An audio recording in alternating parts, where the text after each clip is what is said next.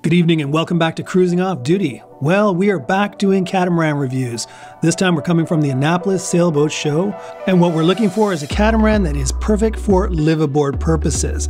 And if you watched the previous episodes, you know we got a guided tour of the Balance 526, we looked at the Balance 442, and we've looked at the exquisite X5 Plus.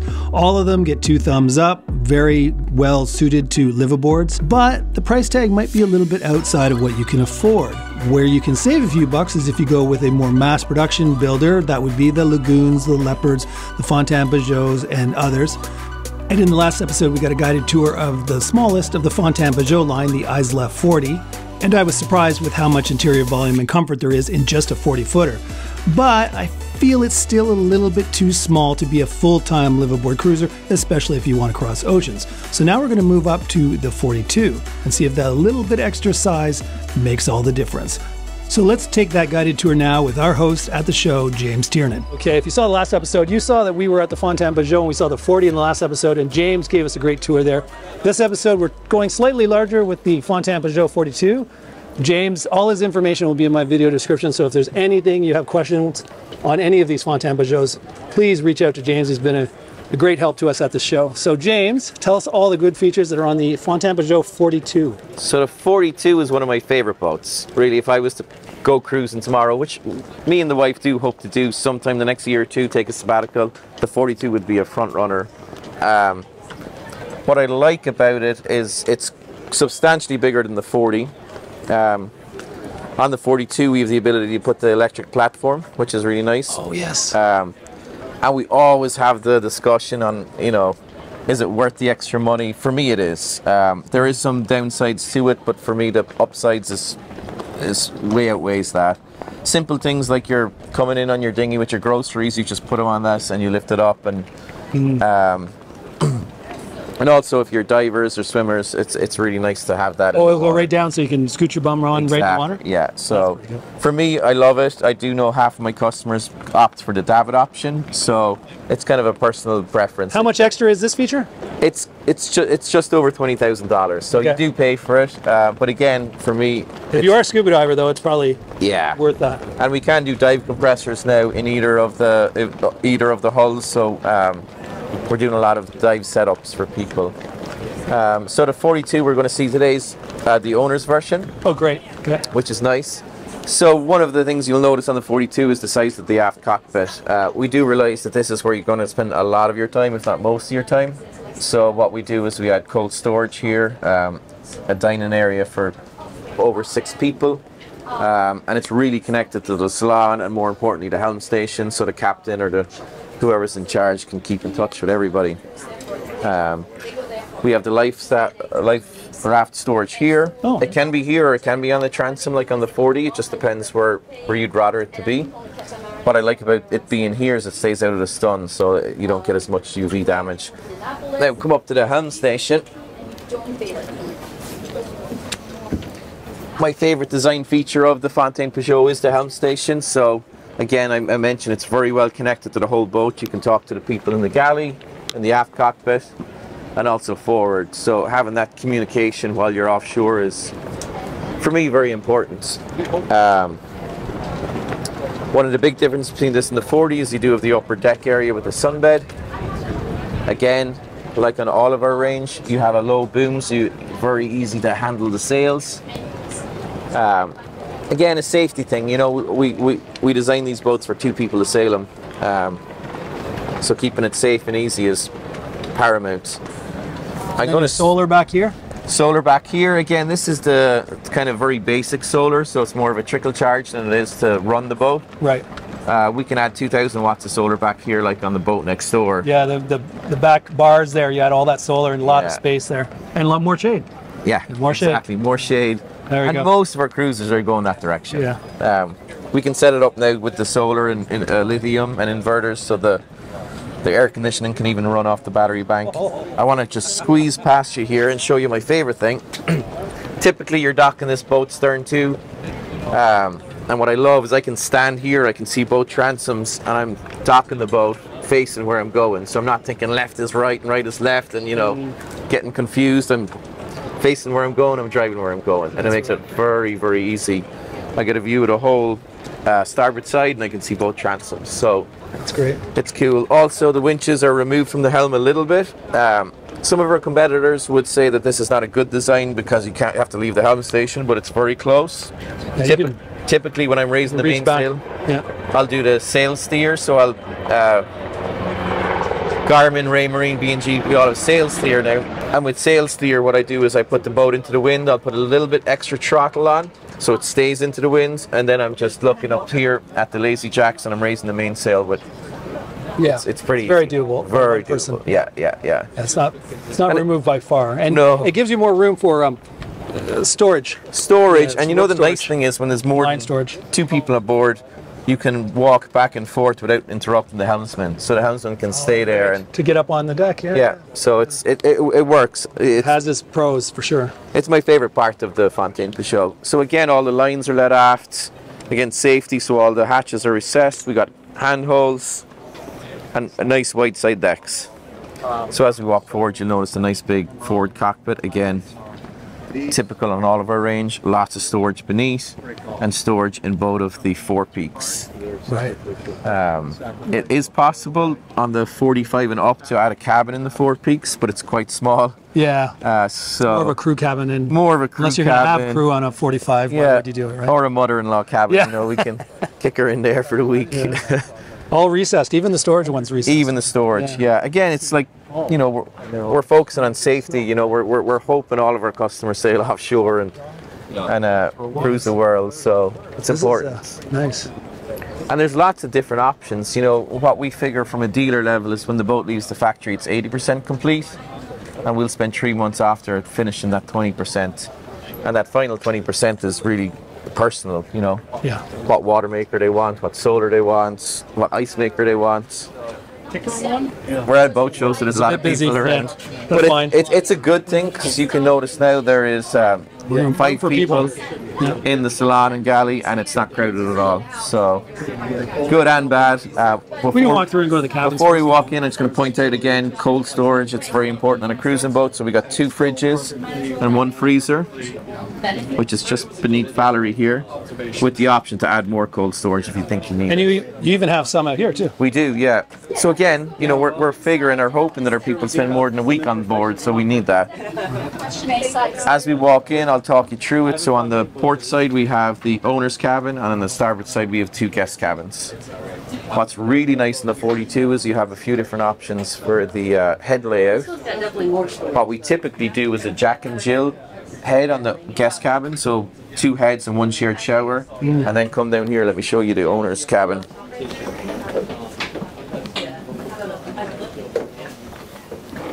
So this is really nice. So it's huge. Nice. So It is huge. we have a walk-around bed, or 3/4 of the way, so it's easy to make the bed, which is quite important. Janice loves this. Janice will love this, yeah. He hates when there's no walk around. You don't have to wake anybody up when you get up in the middle of the night to go to the bathroom. But the other thing I really like is that your head is separate from your shower room. So your shower is all the way forward, but you have a separate head. So Somebody can be having a long shower if they want, and somebody else can be doing their business. And the other thing is how big this shower is. It feels like a shower that would be in a small apartment. So you've got a lot of room, a lot of headroom, so you're not cramped. So it's a really comfortable place. What we'll typically do is we'll add a washer dryer here. That's what I was going to say. Where would you put a washer dryer? So this is where the washer dryer would go. That's a must for Janice as well. So as long as it's got space for it. Lots of space. If it's a US delivered boat, we'll pre-wire and pre-plumb in France, and when it gets here, we'll install it. Perfect. But still, you don't give up that much storage because you still have a lot of storage for your towels and everything else. That's great. So this room is used as a laundry room as well as much as it is a shower room, and you're keeping all the moisture then in here. You know, it's the wet part of the boat. Nice big sink, and again, more storage. And you'll hear me throughout the day talking about storage. It really is important. I'm sure anyone that spends any kind of time on the boat will realize that you never have enough. So you're going to see hanging lockers, access to the air conditioning so you can service it, more storage here, and again, you'll see it throughout. Oh, this boat is popular. So anyone that wants to talk to a cruiser who's actually sailed this boat offshore, a really good friend of mine sailed the boat from La Rochelle, France to Kima, Texas. So it's just over 7,000 miles. It took him 6 weeks. He thought he was going to do it in 3 weeks, and I told him you're crazy. So it did end up taking 6 weeks, just with, you know, avoiding different weather systems and refueling and servicing. But I'd be happy to introduce anyone that would like to talk about the 42 offshore to this friend of mine who lives in Houston. Yeah. So down below, we're going to look at the 2 guest cabins. Before we go there, we're going to look at the galley. So this is a U-shaped galley. Again, like the other boats, we can do propane, electric. This boat has a mix of 2. It's got a propane stove and then an electric oven. I love this electric oven because you can air fry, you can steam, you can roast. Nice. Double sinks, and then a little trash area here. And like on the 40, tons of storage. You know, you got storage under the floorboards. So this table is a nice option, and you've got a few options when you're picking this out. It goes up and down, turns into a bed, and it turns into a bigger dining table when you've more than a few people on board. So it's nice to have. We still have the chart table on the 42. You'll see it that kind of industry wide we're moving away from that design because it's not big enough for a full chart. So it ends up being a laptop station. It's a laptop, coffee in the morning, get your work done station. So depending on how you feel, you might love it, you might not. But it's where I normally spend my mornings. Yes. So let's go below. So as we're walking down, this is your 12-volt breaker panel. Inverter controls, generator controls, water making controls, and your generator battery switch. What I love, and what I think Janice is going to love, is that even in the forward cabin you still have the cutaway bed. So you can get in and out. So you can still get in and out and make the bed pretty easy. Yeah. This is doable from the 42 and up on the Fountaine Pajot range. And something that you can't really make out in the cameras, how much headspace there is. Like, I'm 6 feet tall and I've got lots and lots and lots of space above. Yeah, I'm standing a foot higher than she's you. standing. He's standing on a thing, and he's still got room above his head. That's crazy. I mean, it's not a 42 is not a massive boat, but I mean, no, it's I mean that's the second smallest. Yeah. And then I suppose the heads you should look at. So this is going to be the head and shower arrangement, but there's different options. So this is a wet head, right? That is the wet head forward. Separate head and shower aft, but again you can do the more popular option than what we're seeing today is the Jack and Jill. So you have separate head and a shower in the middle that you share. Yeah. So it keeps the heads dry. But again, when you're ordering the boat, you got a ton of different options. So it's good to kind of study it and talk to someone and make sure you pick the right thing. So you got lots of airflow. You got the hatch above your bed and port light here. And nice view out the back. Nice view at the back. And what we just started doing is these little lights beside either side of the bed have USB ports so you can charge your phone when you're sleeping. That's great.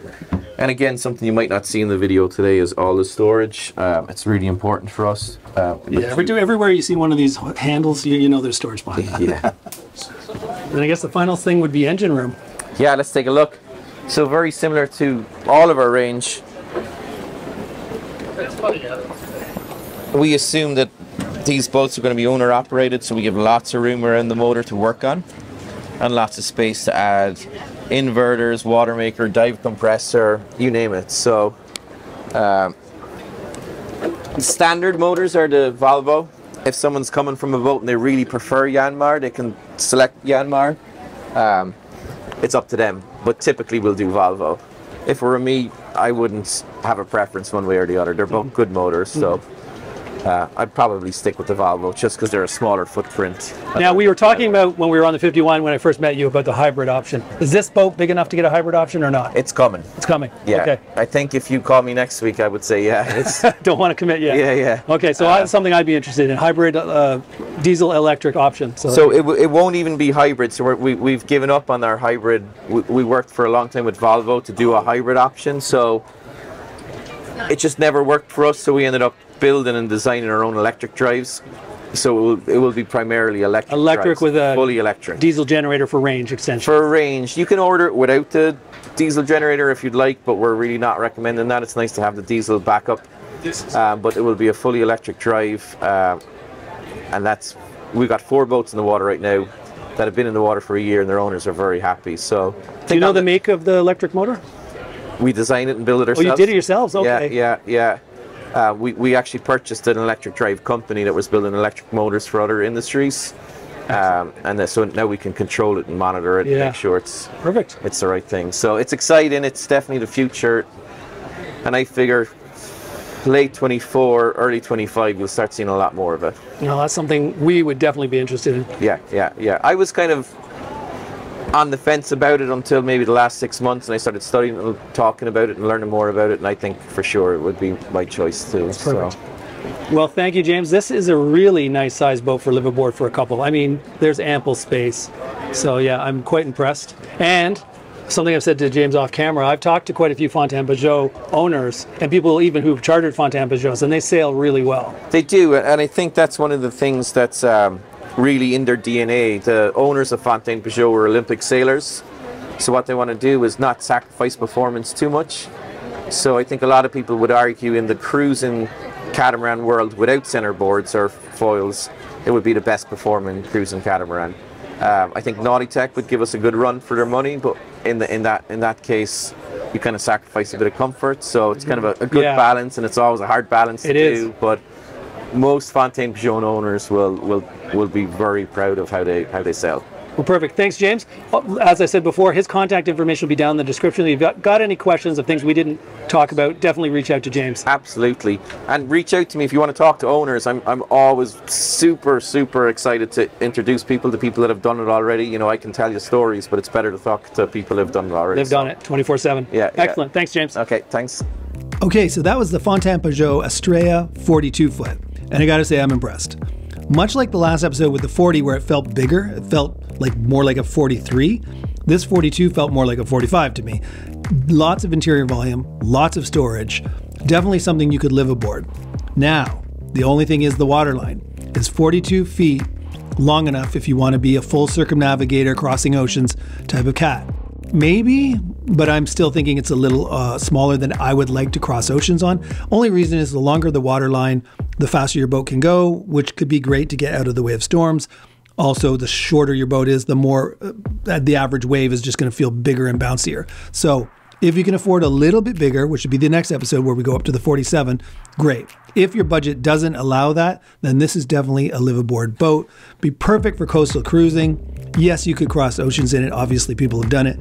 It just would be a little bit more uncomfortable than a boat that's slightly longer. All right, let's look at the spec sheet of the 42. As you can see, this is the 3-cabin version. This is the way I would go if I was buying it, because you want to live on the boat. You don't want to be in 4 tiny cabins. You'd want to have one nice large cabin for the owner, that's you, and that way you get more storage, bigger shower, all that, and space for a laundry facility and whatnot. If you were going to do a charter only, you probably would do the 4-cabin. That's not something we would really be interested in. So that's the spec sheet. You can see all this stuff about the engines and the water capacity and all that. You can freeze that if you want. I'm going to move on to the price. That's something I forgot to ask James. Well, how much is the price? In the last episode, I asked him what is a well-equipped 40. He said sparsely outfitted, 700,000. If you're going all out, making all the extra solar panels that you can get, with that bar off the back and a bunch of other features that a lot of cruising people want, you're probably talking 850, 900,000.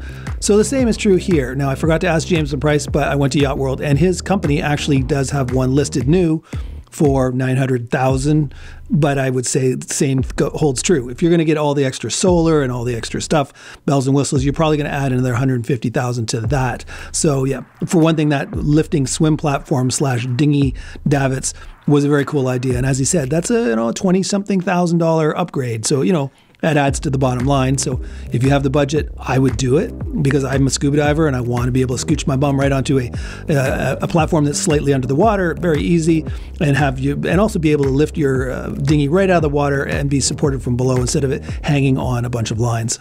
So there you go, that's the Astrea 42 foot from Fountaine Pajot. Again, Fountaine Pajot has a bit of a reputation for sailing reasonably well. It's not a performance cat by any stretch of the imagination, but considering the comfort you're getting inside, it actually sails very respectably, which is a nice balance. So, hopefully you found this walkthrough guided tour informative. If so, show the channel some love by giving it a thumbs up. Subscribe if you haven't already. And I guess that's it till we go on to the 47 next episode, so stay tuned for that. Until next time, this is Craig signing off, wishing you safe cruising.